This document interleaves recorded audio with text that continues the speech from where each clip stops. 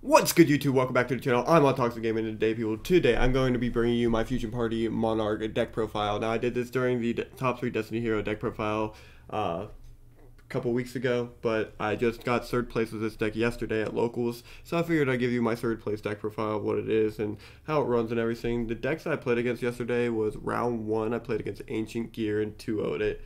Round 2, I played against Volcanic Cannon and lost to it 3-1, but then round 3 I played against Diamond Dude Turbo and beat it 2-0. So the deck performs very well. It's very good in the format right now. The only reason why I lost in the first place to Cannon was because of me misplaying with my Floodgate Trap Holes. I was a bit too trigger happy with it, but after addressing it afterwards, I don't think I'll lose to that deck again. Like, I really don't think I will. But yeah, without further ado, I'm going to jump right into this. Like I said, our Skills Fusion Party, this is just a once per duel polymerization for free. That's all it is. Outside the game, polymerization gets activated, fusions into a monster. And you're probably wondering, what are we fusioning into with this deck? We're fusioning into Destiny Hero Dangerous, which plays the Destiny Hero uses one Destiny Hero monster and one Dark Effect monster. A quick effects discards a card and sends a Destiny Hero from your hand or deck to the graveyard, and then it gains 200 attack for each Destiny Hero in your graveyard. So you really are just using the Fusion Party here to discard the materials you need to the graveyard. The materials we're looking at are actually going to be the Malicious and the Dasher. So that's these cards right here. And Malicious has this awesome effect where you can bash it from your graveyard and special summon a Malicious from your deck. And then Dasher has this awesome effect where it says, once while this card's in your graveyard, when you draw a monster during the draw phase, you can reveal it, special summon it. So that's also very, very strong in this deck. It also has a nice little tribute effect here that says once per turn, tribute one other monster. This card gains 1,000 attack until the end phase, making it 3,100. So if you absolutely need to climb it, that's like an option for you. But it is switched to defense mode after you declare an attack with it. We are really just looking at this effect right here, which is really good. Now, the reason why these cards are so good is because of our tribute summon monsters, which we're playing the double Hadeza main deck and one Jinzo. I opted to play the Hadeza main deck for the Zoma of the Spirits and the DD Warrior Ladies, since they're like the best cards in the format right now, and like every deck is playing them. I don't think there's like any deck in this format right now that's not playing those cards, except for maybe Crystal Beast because it can't. And same with SPA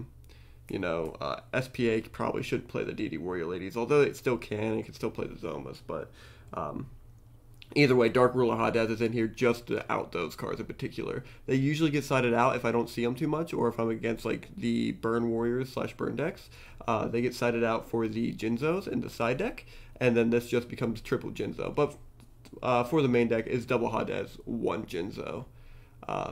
So you summon them with almost of ease by fusion partying your Malicious and another, effect Dark Monster, or a Malicious and a Dasher from your hand. Send them both to the graveyard, summon your Dangerous, and then you banish your Malicious from your graveyard to summon a Malicious, and then you tribute the Malicious for one of your tribute summon monsters, and then you have successfully summoned Dangerous and Jinzo / Hadez, and you're like in a really good position because you also have a Dasher in case you draw into one of these guys later. The other cards we play in this deck is like the Break of the Magical Warriors at 3. It's their spell and trap destruction. It's really here just to get rid of Jinzos, or not Jinzos, Zomas, and to stop your opponent's wall disruptions and stuff like that. It's also really good against the Volcanic matchup because it pops the continuous spell, the Accelerator, Blaze Accelerator Cannon, I think is what it's called, which is really, really good. DD Warrior Lady is one of the best cards in the deck. In the game in general right now.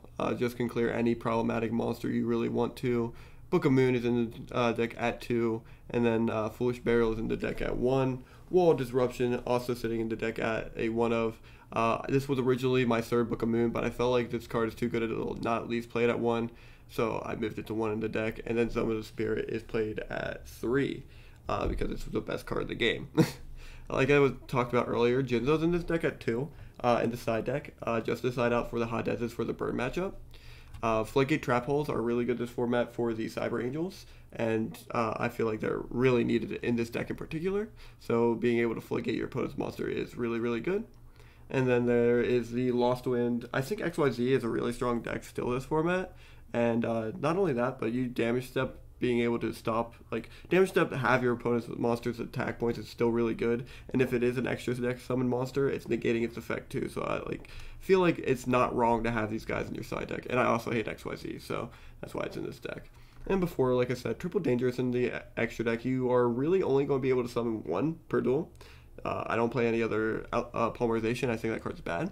So we only are really summoning one dangerous. So if you wanted to play like Wakings and stuff, these other 5 spots could be anything you wanted since you're just summoning the one dangerous. Alright, so without further ado, I'm going to jump into the showcase. Alright, so this is a replay that I did yesterday, I think. And I think the deck really performed well in this.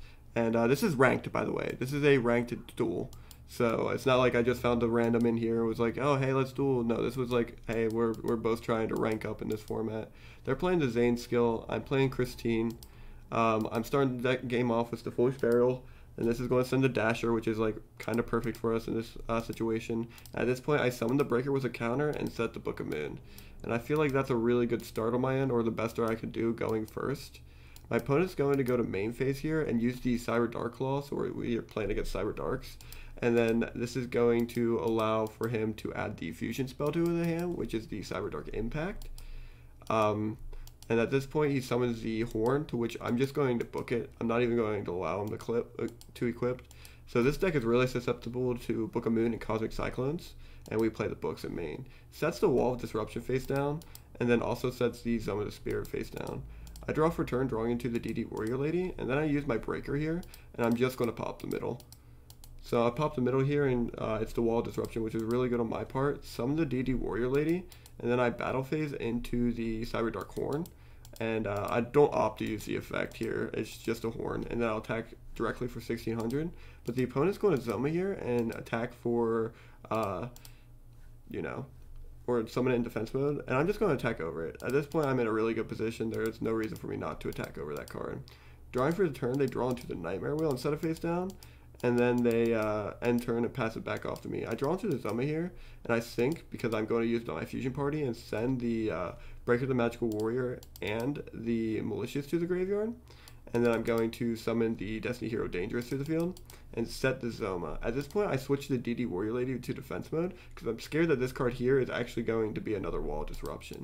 So I battle phase and attack for 2000 direct damage, but I get stopped by the Nightmare Wheel. I pass the turn off to the opponent, who draws into another Claw.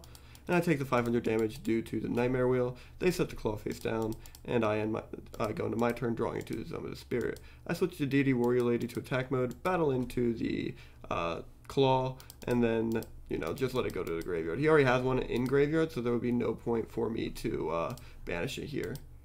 Going to main phase 1, or standby phase, I'll take the 500, he'll set the Lost Wind, and pass turn.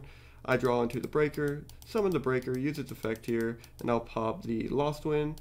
Entering into battle phase, I'll attack for 1500, and then I'll attack for 16, and then he'll go down to 900 life points. Drawing into the edge here, I have no way to stop it when it summons and equips, so, which was a real big misplay because I didn't activate the Zomas prior to this, and so I had no way to really out this card. If you don't know what edge does, it attacks directly, and I'm at 900 life points, so it's like, yeah, its attack is half, but at 2500, like, that's way more life points than I got, so I just submit defeat. And we go into game 2. Moving into game 2 and everything, I'm obviously going to choose to go second because my deck is a going second deck. And so they go first. They set their monster face down, which is just a Horn, set the Zoma, set the Nightmare Wheel, and pass turn. I draw into the Foolish, and I just use it right away again, sending the Dasher to graveyard. Setting both the traps face down, summon the Warrior Lady, and then attacking to the defense monster, being the Horn. And then I end my turn there. Opponent draws into the Cyber Dark Claw, sends the Claw to the graveyard, and then adds the fusion spell to the hand. Summons the Edge, but we're going to Floodgate it so it doesn't get too equipped. And then on end phase, we do remember our Zoma this time and summon it to the field in defense mode. Drawing for turn, we draw into the Warrior Lady, switch the Zoma to attack mode, and then battle phase the DD Warrior Lady into the edge. Now, we battle the DD Warrior Lady into the edge here, just in case there's a Wall of Disruption face down. So if this guy goes to 0 attack, I'm still going to out the Cyber Dark Edge. Like, that was my big plan here, was get rid of that edge. I'm going to attack for 1800 here, but it's the Zoma of the Spirit again. But I'm going to use Zoma and climb this one. Again, I'm still in a decent position, so I have no reason to be weary about it. Drawing into the Nightmare Wheel, they got double Nightmare Wheel set. I draw for turn, drawing into the Zoma of the Spirit, and set the Zoma face down. Again, battle phasing into the 1500, but it gets wheeled, and then 1800, and I don't know if we... Nope, they just take the 18. They're not even going to wheel the Zoma here. We're going to, in turn, take the, 500 during the standby phase, and then the Cyber Dark Claw is going to equip to the Kneel. On the end phase of the turn, because they didn't declare the attack, we're going to bring the Zoma of the Spirit to the field in defense mode and draw for turn, drawing into another Malicious. Going into battle phase here, I keep this in defense mode just in case this is the other Wall of Disruption. It ends up being a Nightmare Wheel again. And so I just pass turn. During the standby phase, I take this out, and there's the wall that I've been scared of all game, but now at this point it can't even be played. So I'm in a very good position with having this Zoma here. Because they lose because this guy's at 2400 attack points. There's nothing they can do here if you don't know why they're not attacking. The reason why is because Neil's at, like I said, I think at 20, maybe 20, yeah, 24. So if it attacks into the Zoma, they lose. If it attacks into the Warrior Lady, we banish it, they lose. And like it's really one of those things where they can't really do much to us here. We draw into the Jinzo, but I don't even want to reveal to my opponent I have Jinzo at this point in the game.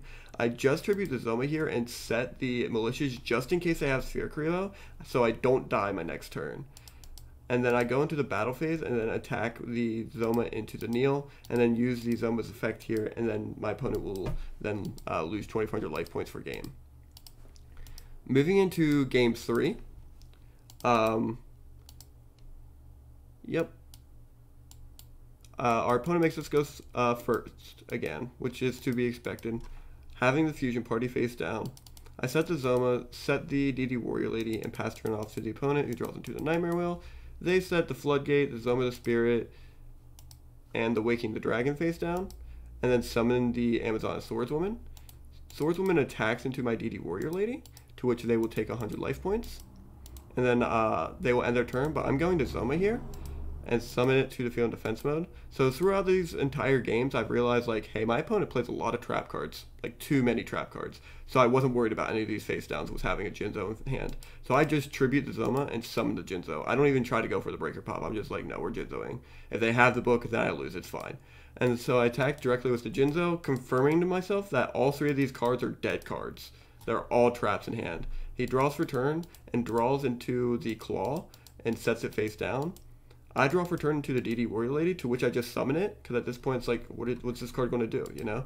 Battle the DD Warrior Lady into the Claw, and then battle directly for 2400 for game. Again, freezing all these cards face down. Jinzo's still very strong. This is still a very strong deck. So, wow, I lost to Jinzo. Yeah, Jinzo's crazy, man. I play 3 of them. Like, my deck's good.